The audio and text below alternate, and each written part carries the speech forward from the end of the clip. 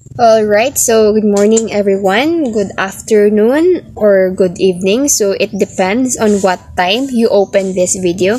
So again, welcome to another video discussion of our subject, Edu 7, or the teacher in the school curriculum.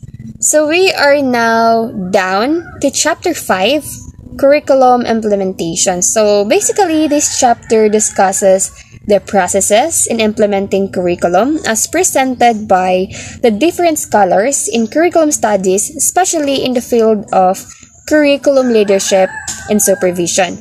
So this chapter, curriculum implementation, is especially designed for educators and for pre-service teacher education like us to understand how a curriculum is implemented, most especially in the Philippine context. So, as your reporter, it is our intention that you will accomplish the following learning goals, which we are about to tackle as we go along our discussion. So, number one, you will be able to identify the different curriculum workers. Then, you will be able to analyze different levels of curriculum implementation in the Philippine context. And lastly, you will be able to discuss the factors to consider in implementing a curriculum. But before we proceed to our discussion proper, allow me to introduce first my group. So this is our team presentation. So yours truly, I am Landy Naron from BS Ed Social Studies. We are in our third year in college. Then I am joined by Mr. Daryl Organiza from BS Ed Social Studies 3. And we also have here with us Miss Marites Natcher from BS Ed English 3. So together with my team, we are going to dig deeper and we are going to unravel what curriculum implementation is about. So bear with us everyone, learn with us, and hope you'll finish this video discussion. Alright, so again, welcome to our topic this afternoon, and I will be the first one to deliver our discussion. So first things first, what is curriculum implementation? So what does it offer? How is it done? What are its processes? So curriculum implementation, so we have two terms here. Number one, curriculum. So it is already discussed by the previous reporters, right? So as a sort of review, curriculum, this is as learning outcomes, or it could be a list of subject or learning experiences and all that. Then we also have the word implementation, the root word implement, or to enforce. So basically, from the term itself, curriculum implementation focuses on the actual implementation of the curriculum from the national level down to the local school context. So as we can read here in our screen, let's all read together. Curriculum implementation describes the dynamics of how various curriculum workers strive to do their functions in order to attain educational goals, programs, and policies set by the country, region, division, district, and down to the local school level. So each of these levels we mentioned here, region, division, district, then to the local school level. So each of these levels has specific functions to do. So later on we will know what these functions are. So ideally, the implementation of the curriculum is influenced by the educational goals set by the government or set by the schools. So however, the process of curriculum implementation is also guided by an educational or curriculum philosophy. So therefore, suffice it to say that curriculum implementation process is complex. It is not as easy as it seems to be. There are designs, there are specific competencies needed to be followed. Because in practice, curriculum implementation is highly influenced by different curriculum workers. So next slide we will going to discover what are these curriculum workers. So consequently, not all curriculum are perfectly implemented as planned. In the process of curriculum implementation, there are always problems encountered or to be encountered. Alright, so that's what makes it a complex process. There are various factors that we need to understand or to consider, and one of them are the curriculum workers. So what are curriculum workers? So what do they do? So curriculum workers, they are people who influence the process. So the success or failure of any curriculum, it depends on these people. It depends on the people working for its implementation. So according to Olivia in 2005, he identified these people as curriculum workers. So at any level of curriculum implementation, curriculum workers, through their expertise, through their creativity, and through their dedication, they make sure that the curriculum is implemented as planned. So that's their purpose, or that's their goal, to make it sure that the curriculum is implemented as how it should be, as how they planned it to be. So who are identified as curriculum workers? So let's find it out. Number 1 in our list, we have our dear teachers. So teachers, they are the most visible among the curriculum workers. Of course, they are those who have it good firsthand. Their roles as implementers of the curriculum are very crucial. So it is through their expertise, their creativity, and our teachers' commitment that any curriculum success is attributed. So we consider our dear teachers as the most visible among the curriculum workers because, of course, they develop lesson plans, unit plans, what else? Yearly plans, and syllabi or syllabus for each subject they teach. They prepare the instructional materials, they select methods and strategies, all the while assessing students' progress. So every day, teachers, they are given teaching loads to teach the different subjects. So their educational background, their educational philosophy, their teaching styles, and their personality altogether affect the implementation of the curriculum. So that's why they are considered curriculum workers. Alright, you get it? Next, principals. So the chief academic and administrative officer of the school are the principals. So why are they considered as curriculum workers? Because they provide the curricular and the instructional leadership and supervision to the teachers and other school personnel in the local school context. So it is the principal that lead teachers in planning the different school activities, and they make sure that all educational goals set by the Department of Education are met. So principals check the lesson plans, of course, developed by, teacher. They prepare the school calendar, they supervise instruction, and they also prepare the school report. So principals, they also work with parents, they also work with the community leaders, and win their support to any school activities and projects. So I'm sure as a student yourself, you can attest to that, right? We've been to elementary and we've been to secondary school, diba? Next is the curriculum consultants. So who are these curriculum consultants? So they are individuals with rich experiences on doing curriculum projects related to curriculum planning, curriculum development, and curriculum evaluation. So curriculum consultants, they are curriculum workers because of their typical duties.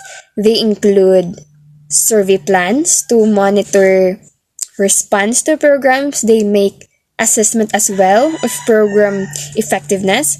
So it is the curriculum consultant that really prepares curriculum guidelines in program materials. So they address school administrators, they address trustees, teachers, parents, and other groups on curriculum and related matters in education. So that is why they are considered curriculum workers. Next, considered as curriculum workers, we have our district supervisors. So district supervisors are responsible for supervising the implementation of the curriculum in the district level. So district supervisors they coordinated with the principals.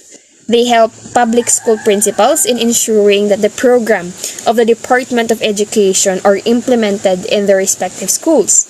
So it's not just that, they also implement policies and programs of the Department of Education in the private school as well. So if you notice, diba, if you notice, there are district supervisors conducting regular visits to schools in their assigned area or in their district area, right? Next, we have the education supervisor. So education supervisor, of course, they are those people responsible for supervising, from the term itself, supervisors. So responsible for supervising the implementation of the curriculum in the district level. So as we can read here in our screen, they help the district office of the Department of Education in supervising the implementation of projects and programs specific for each subject area. So that's it, the education supervisor. So it is they that provide the strategic direction and the technical inputs to the management of the school division towards an effective and efficient governance and operation of the school. Then next, we have the district superintendent. So district superintendent, they are the chief academic officer of each division. So higher than those of the education supervisors and the district supervisors. So they supervise the implementation of the DepEd curriculum, programs, and projects in the division level for both public and private schools. So usually, each province or a city is considered a division for DepEd. Like for example, we have the division of Bohol or the division of Cebu. So in that division, of course, Tagbilaran City is not included. Then next, we have the regional directors. So what difference does this regional directors make? So regional directors, they manage the programs and projects of the Department of Education in the regional level. So somewhat same with the superintendent, it's just that they take it to a higher level. They organize operation over a wide geographical area in a regional, right? They manage and they oversee the work of other directors or the work of other supervisors. Then, we also have, as curriculum workers, the education program specialists. So, education program specialists, they work at the national level or even at the central offices of the Commission on Higher Education or the CHED and the Department of Education or DepEd. So, they assist the two government agencies mentioned, the CHED and the DepEd, in the development of curriculum policies that will help teachers and other curriculum leaders in the implementation of the curriculum. So next up, last and definitely not the least, we have the technical panels and the technical committees. So who are these? So technical panels and the technical committees, they are professors and individuals, experts from the different disciplines and from the different fields that assist the Commission on Higher Education in developing a curriculum. So these technical panels and committees, they also formulate the curriculum policies and they also evaluate the compliance of a higher education to CHED program standards. So, Posner in 1995 pointed out that In analyzing a curriculum, a careful examination of the background, a careful examination of the philosophy, of the expertise, and then the level of involvement of the different curriculum workers we mentioned earlier are important. So, why? Because in the process of curriculum workers, in the development of the curriculum, various curriculum workers bring with them not just, their knowledge, but they also bring with them their philosophies, their beliefs, their expertise, and other concerns when they plan and develop their curriculum. Diba? It's already given. So consequently, there are also influential in the implementation of the curriculum. So let's read all together the words that are written here on our screen. Curriculum workers are curriculum leaders too. So why? As they implement the curriculum at any level, these curriculum workers take the role of curriculum leaders, providing directions, providing guidance, and supervision. So curriculum workers are considered curriculum leaders because they manage people and they also manage programs at any level of education and in any school. So it is important that all these mentioned curriculum workers work together, do their very best to perform their expected roles, duties, right? For the success of the curriculum implementation. And it all comes down to the benefits of the learners, right? But, however, no, we have to take note that the problem, however, is that many individuals, many group these days in the Philippines, they establish schools for business purposes. Like, it's just for profit, for gains, and not for, other noble purposes.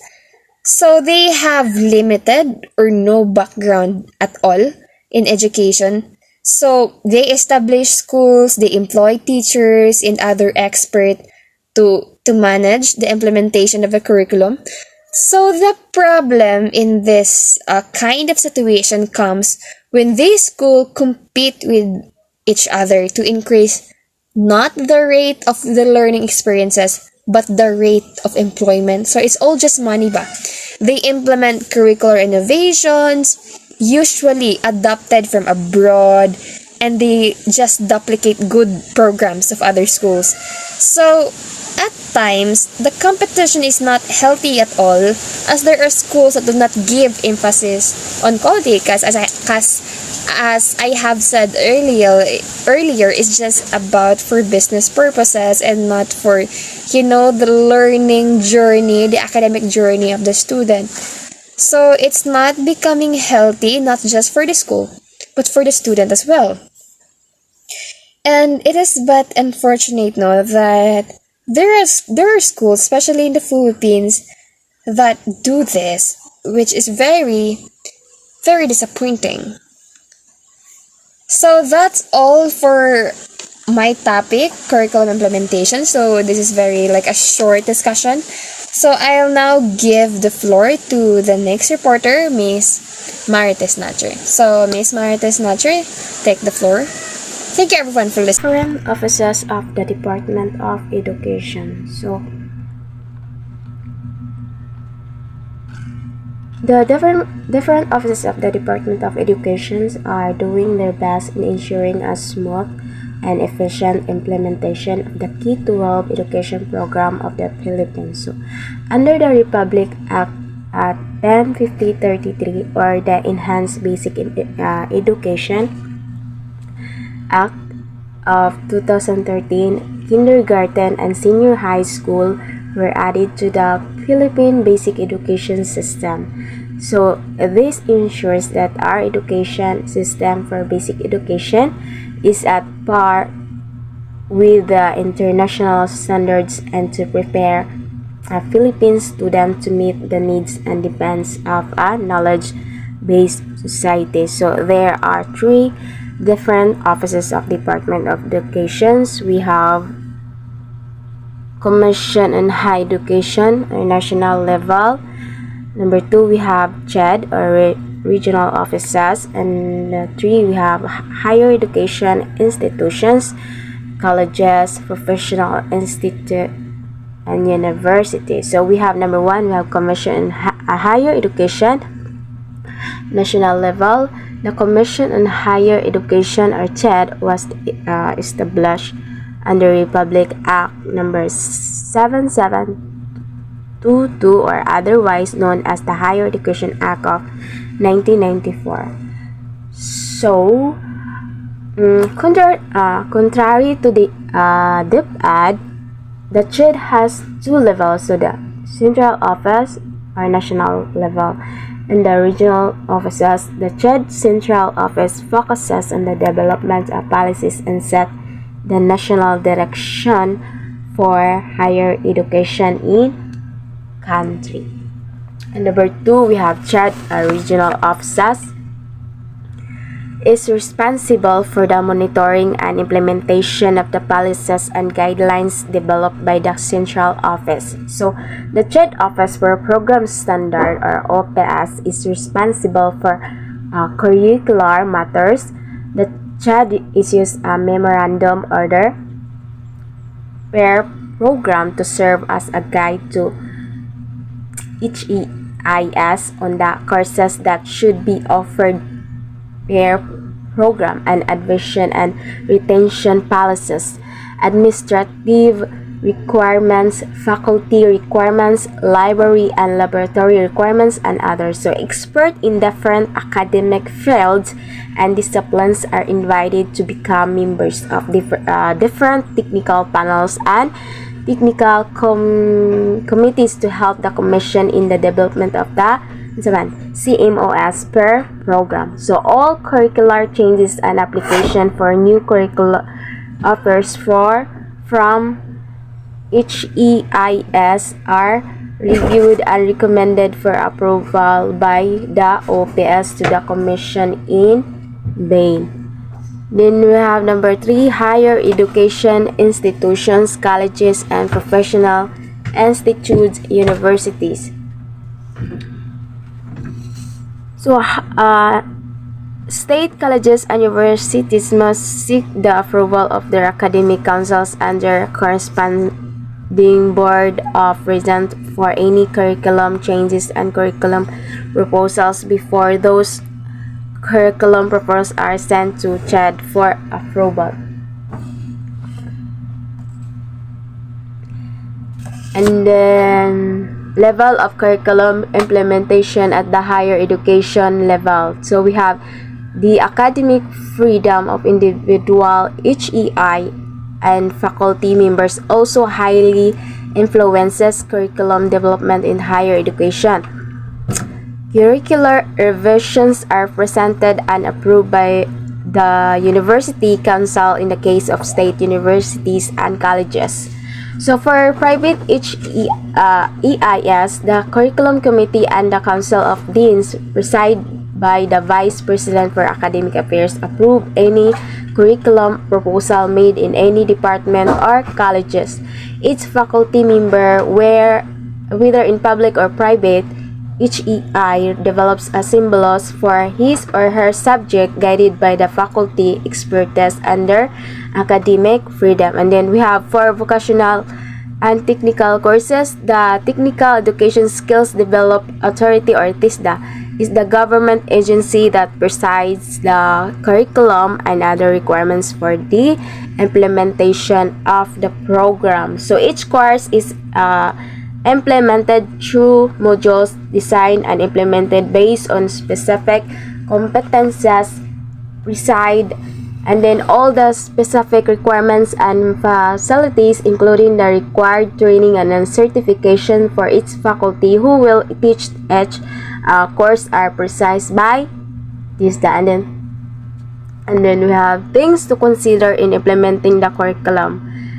The curriculum implementation must be systematically planned, and any level it requires careful consideration of several factors and variables. And then we have number 1, government requirements. So include memoranda policies, guidelines, and requirements from the Department of Education, Commission on Higher Education, and the Technical Skills Development Authority. The competences required by the board exams are also considered. Then we have number 2, school philosophy, vision, and mission and core values must be considered of the school level, especially when selecting the specific content and learning experiences for all students enrolled in each program. And then we have number 3, learning environment includes the various school facilities required for the implementation for each program. So these facilities include laboratories, classrooms, libraries, sport facilities, instructional technologies, and other facilities prescribed by the government for each program. So in some schools, colleges, or universities, housing facilities for faculty and students are also provided. Then we have number 4, needs and demands of the society are the needs and demands of the society that curriculum must respond to. The curriculum can address these needs and demands in the micro level by adding subject or contents, or in the local school level by integrating specific competences in the various syllabi for each courses. And then we have number 5, needs of the students, so including interests are considered when the school develops academic policies and in the preparation of course syllabus. So at the least, the school, college, or university should have an idea of the general profile of students, including their needs and interests when planning and implementing the program. Then we have number 6, faculty expert. So the faculty is considered as the most important asset of each school, college, or university. They also play an important role in the implementation of the curriculum. Then we have number 7, the changing nature of knowledge. So includes the theories and research from different areas and professional organizations in academics, so that are also influential in the implementation of the curriculum. So it could result to the integration of important topics or subject and additional facilities. So these factors are emphasized by different curriculum experts. We have Taylor or 1949, Sewell on 1996, Ernstine and Hawkins on 1993, March 2004, Tanner and Tanner 2007 as influential in planning, developing, implementing, and evaluating a curriculum. So in the context of curriculum implementation, curriculum leaders and curriculum workers consider these factors in making curricular and instructional decisions. So at any level of the education bureaucracy, the success of curriculum implementation can be attributed to how curriculum leaders and workers plan, so design and develop the implementation of the curriculum. So school resources and the implementers are the school level are also in contributing to the success of curriculum implementation. That's all, and thank you.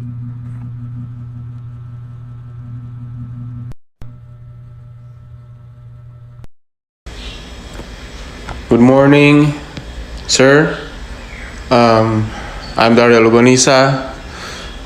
I'll be reporting about the different levels of curriculum implementation at the basic education level. So, to ensure the smooth implementation of the curriculum, each department or Ministry of Education in any country has established a system that will take charge of the work of planning, development, implementations, and evaluation of the curriculum. The Philippines follows a centralized system of curriculum development and implementation that starts from the national level down to the local school level. Although the regional division, district, and school levels are empowered to plan, monitor, and evaluate programs, projects, and plans, The central office of the Department of Education still does most of the policies and curriculum development work. So, in our country, the Philippines established a centralized system of curriculum, basically in education, to ensure the smooth and implementation of the system of the education here in the Philippines. So in the Philippines, we have five different types of levels of curriculum implementation at the basic level of education. So here we have five, namely the national level, regional level, division level, district level, and local school level. So we will be talking about these five levels so that we can fully understand their functions, their roles, and their responsibilities to implement and to ensure the control of the entire department of education, especially in our country, Philippines. So first, let's start at the national level. So what is national level? So national level, it means the entire country. Example, the entire country here of our country, Philippines. So national level, through the leadership of the Secretary of Education, the undersecretaries, assistant secretaries, and different bureau of officers are responsible for the following. So first, our new Secretary of Education here in the Philippines is our Vice President Sara Duterte. So from the previous years, our former Secretary of Education is Secretary Briones. So we'll be talking about their functions.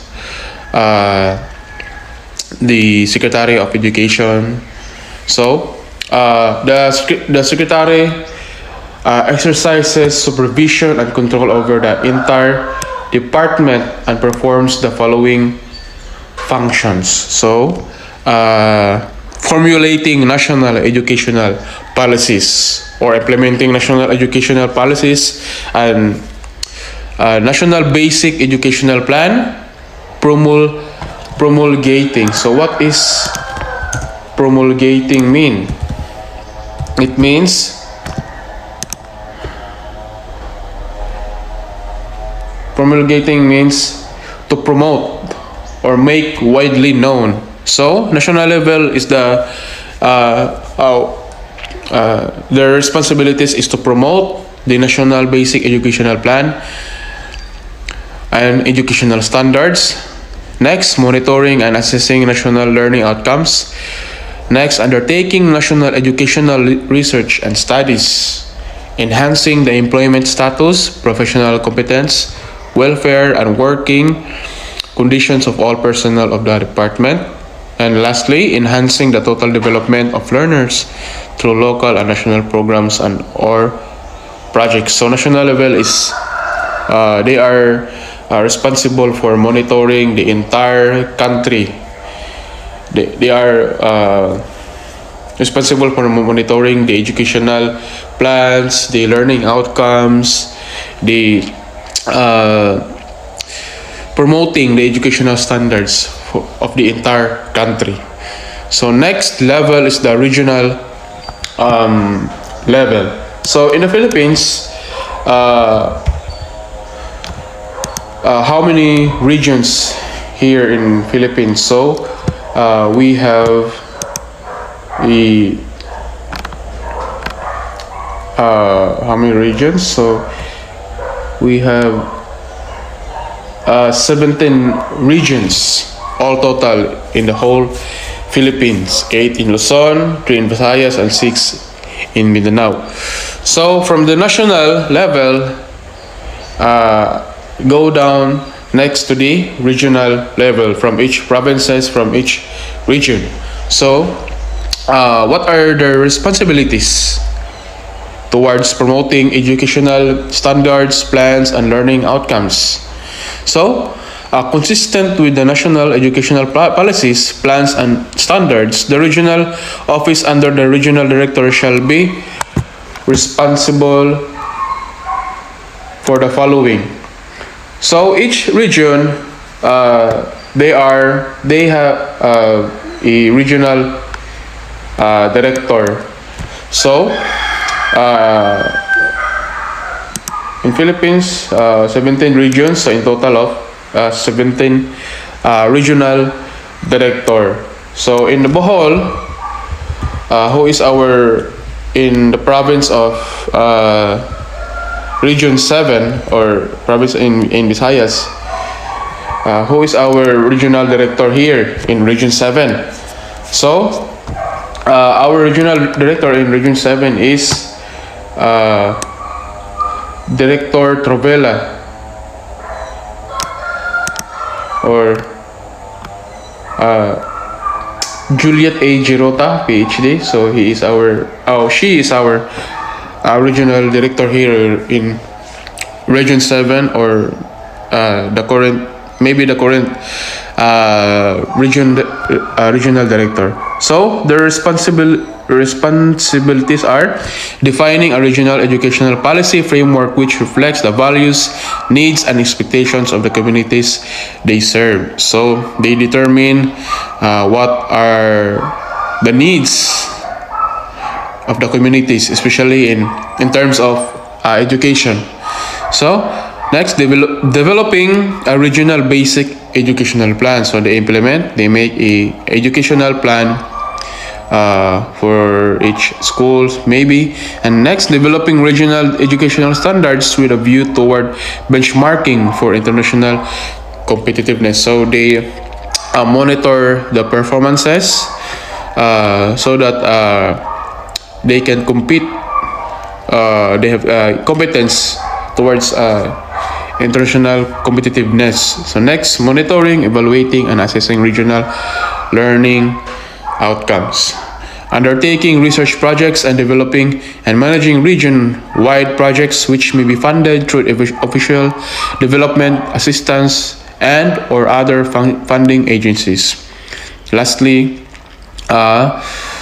ensuring strict compliance with the prescribed national criteria for the recruitment, selection, and training of all staff in the region and division. So they monitor maybe some of the applicants. So they would ensure that they show competitiveness, prescribe national criteria in monitoring some of the applicants for the recruitment and selection and training of all staff in the region and division. So that's the responsibilities of the regional level. And next is the division level. So division level, a division consists of a province or a city. So consistent with national educational policies, plans, and standards, the division level through the leadership of the division superintendent shall be responsible for the following. So who is our division superintendent here in Bohol? So who is our division superintendent here in Bohol?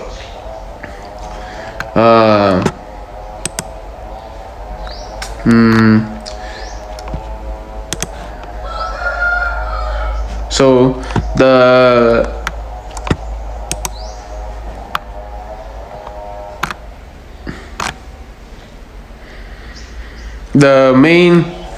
responsibilities of the division superintendent are the developing and implementing division educational plans.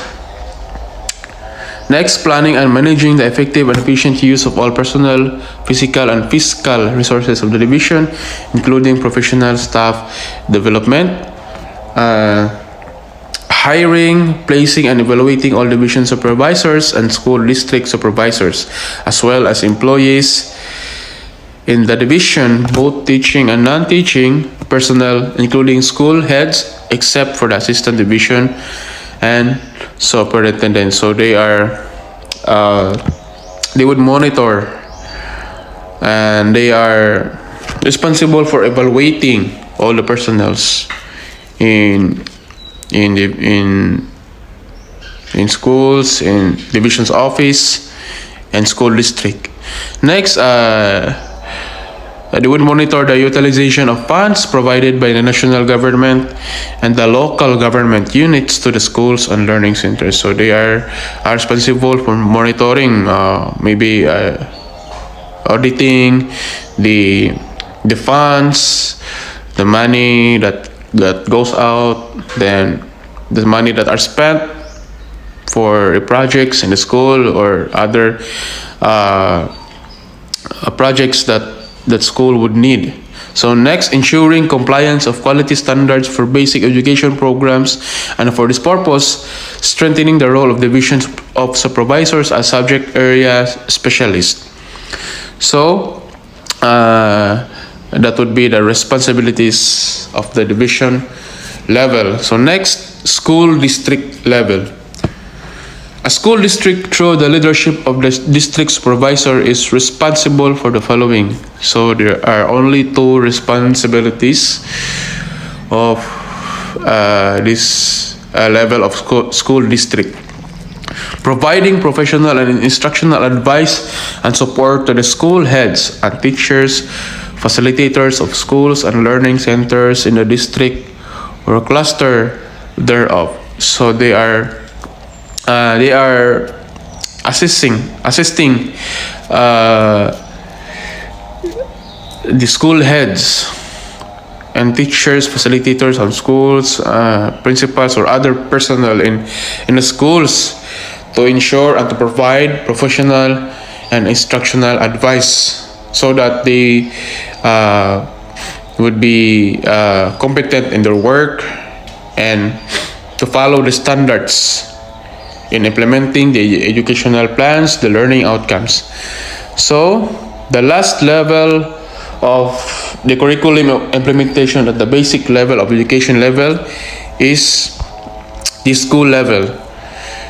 So school level, consistent with the national educational policies, plans, and standards, the school level, through the leadership of school heads, shall be responsible for the following. Still, the school level, they still follow the same responsibilities from the national level, from the district level, regional level, and so they these are the responsibilities. And setting the mission, vision, goals, and objectives of the school. So if we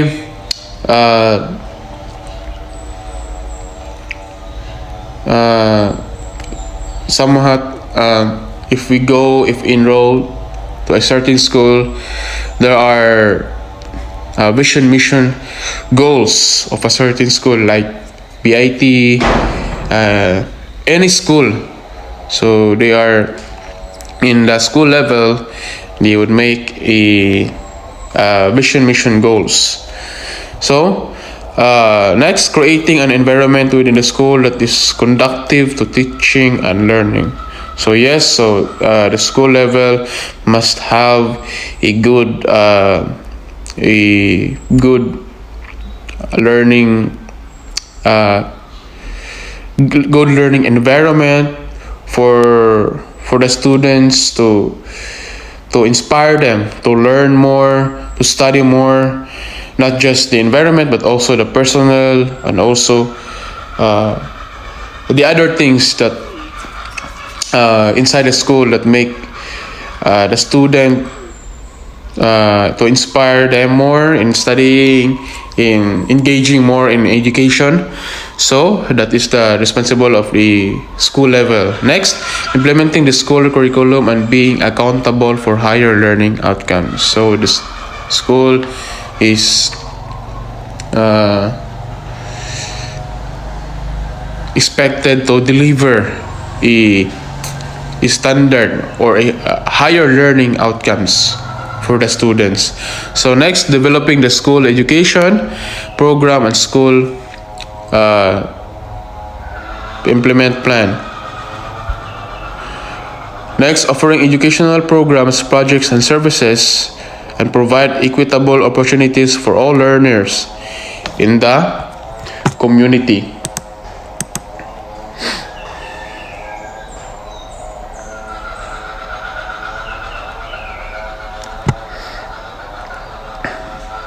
So next, introducing new and innovative modes of instruction to achieve higher learning outcomes. So school level also is responsible in engaging in telling the students and inspire them to innovate more in the modes, to innovate more in studying, not just the students but also the teachers, to innovate, to tell them to innovate more in their teaching styles, teaching mode, to achieve higher learning outcomes for the students. So next, administering and managing all personal, physical, and fiscal resources of the school. And the last four responsibilities of the school level are recommending the staffing complement of the school based on its needs, encouraging staff development, establishing school and community networks, and encouraging the active participation of the teachers, organizations, non-academic personnel of public schools, and parents, teachers, community associations, and accepting donations, gifts, requests, and grants for the purpose of upgrading teachers' learning facilitators' competencies, improving and expanding school facilities, and improving instructional materials and equipment. So school levels are also responsible in engaging and encouraging the active participation of the non-teachers personnel, also like the janitors or the workers from the canteen, the utility personnel, and other personnel inside the school level or the school campus or a certain school are also engaged or included in the responsibilities of the school level. The parents also, and they would also contact or engage in some community services like coastal cleanups and any other services that contributes to community welfare. So that's all about my report of different levels of curriculum implementation at the basic educational level. So thank you, sir, and good day.